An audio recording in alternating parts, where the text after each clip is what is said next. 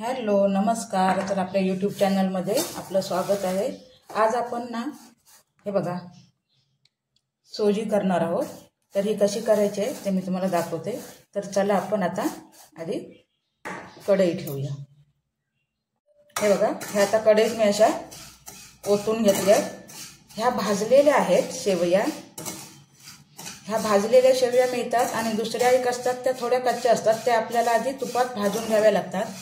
ह्या भाजलेल्या आहेत, ह्या बघा लाल दिसतात, तरी सुद्धा मी ह्या जरा परतते। ह्यात थोडं आपण तूप घालणार आहोत आणि हे आपल्याला भाजून घ्यायचे। जरा थोडा वेळच परतणार आहे कारण त्या आधीच भाजलेल्या आहेत, लाल दिसतात बघा। ह्या बघा,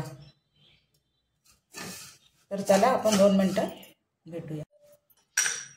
तर ह्या बघा आपल्याला आता शेवया ह्या थोड्या परतून झालेल्या आहेत। ह्यात आपण थोडं पाणी आणि थोडं दूध ओतणार आहोत। पूर्णपणे दूध ओतणार नाहीये मी।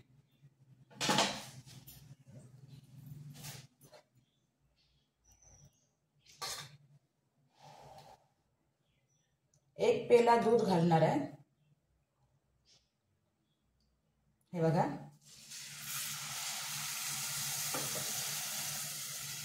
आणि ह्याच्यात 2 पेले पाणी घालणार आहे।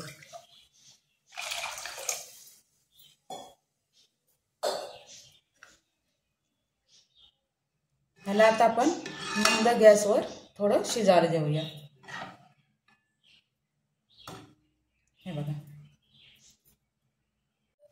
हे बघा आता आपल्या खिरीला उकळी येते। ह्यात बदाम आणि मनुका वगैरे मी काही टाकणार नाही ताईनो, कारण माझ्याकडच्या त्या आता उपलब्ध नाही आहेत आणि शक्यतो मी बदाम वगैरे असं टाकतच नाही, असे बारीक काप करून फक्त वेलची टाकणार आहे। आणि ही खीर मी गुळ घालून करणार आहे। हे बघा तुम्ही साखर घालून सुद्धा करू शकता, मी नेहमी साखर घालूनच करते, पण आज गुळ घालून करणार आहे। तत्पूर्वी चॅनलवर कोण नवीन असाल तर तुम्ही नक्की चॅनलला सबस्क्राइब करून घ्या आणि बेल आयकॉनवर क्लिक करा, जेणेकरून तुम्हाला नवनवीन व्हिडिओ माझे बघायला मिळतील। आणि ही सुद्धा खिरीची रेसिपी तुम्हाला कशी वाटली ती तुम्ही नक्की कमेंट करून सांगा। आणखी तुम्ही नक्की करून बघा।